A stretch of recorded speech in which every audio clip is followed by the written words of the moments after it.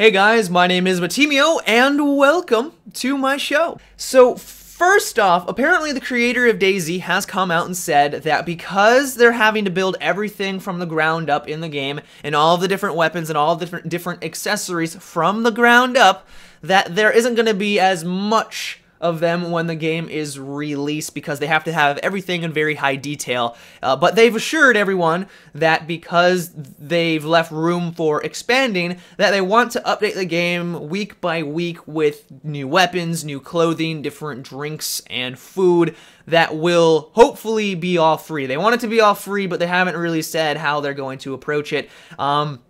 I'm glad that they want to continue to update the game, but what it kind of sounds like to me, and probably some other people out there, is that the creators of DayZ have set this deadline, or someone has set a deadline that they have to meet for this game to come out, and they're not ready for it. They're pretty much admitting, we don't have enough time to implement everything that we want into the game, being weapons, which is probably a very core aspect of it, you would think. But to me, this just sounds like they are admitting that the game is going to be incomplete when it launches, and that just seems ridiculous. I mean, I understand why you would want a solid release date. You would want everyone to know when it's coming out, and you want to aim for that deadline.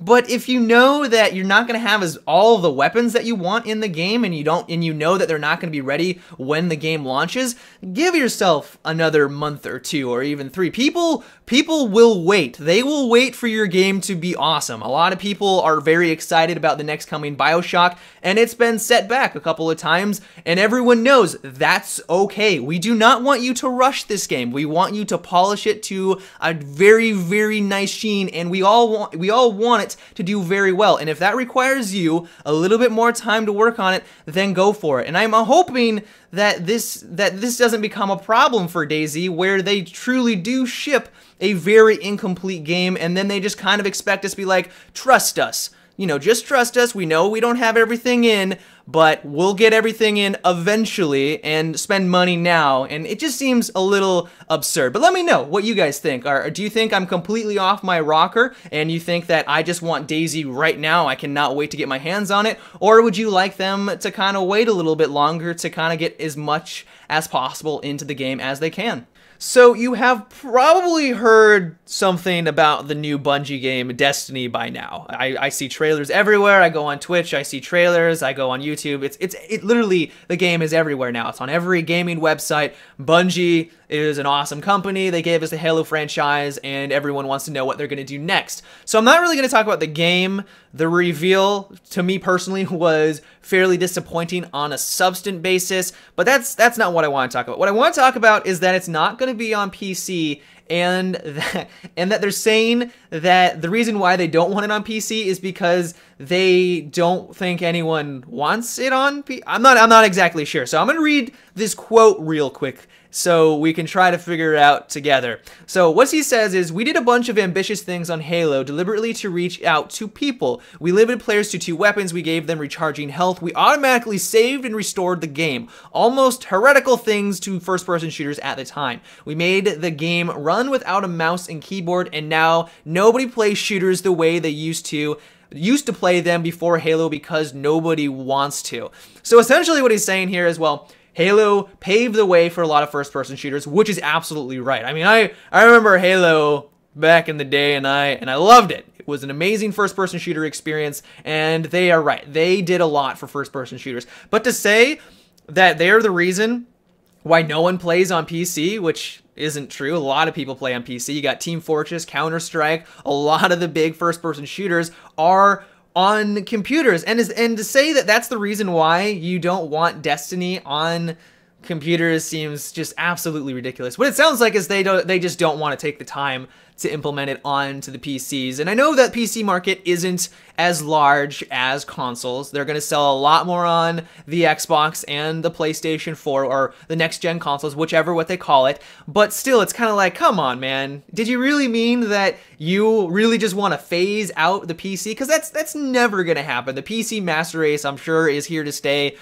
pretty much forever, because people, even Crytek I think recently was saying that the next gen consoles won't even come close to the high-end PCs, and that's a fact. They are never going to, the consoles are always going to be one step behind the top end, or even the just sort of top end PCs, because that's just the nature of consoles. So, I mean, I like Bungie. I like the idea of Destiny. It sounds like a really cool concept, but just to kind of slap PC players in the face wasn't the coolest thing in my book. So the final story for today surprisingly comes from President Barack Obama. In a recent interview, he stated that he would like all public schools to start requiring computer programming. He says that with the recent rise in computer-centric jobs, with the amount of computer technology that is starting to advance in our economy, it's going to be very important for students to get involved with that type of thinking and with that type of thought process and learning those different languages so that they can get a leg up in the economy and hopefully build a really nice career for themselves. And he also said that kids love video games, and a lot of kids are starting to get into them, and that could be a way for them to get excited about computer programming, so then once again they get involved in it and then they make a very nice career out of it.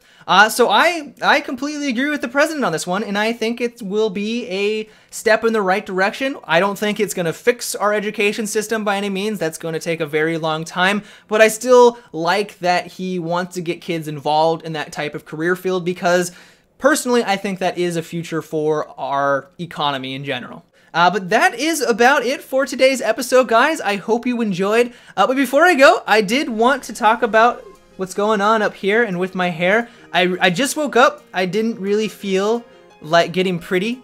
And not that I really could, because I'm not a very attractive guy, but I didn't want to do anything with my hair, so this is bedhead. If you're wondering and why it looks all messy and stuff like that, I mean, I kind of got like the nice like mane comb over here, just messy here, kind of horn in the front. It's very attractive, I know. So forgive me for not getting pretty for the camera. But yeah, guys, until next time, have a good one and take it easy.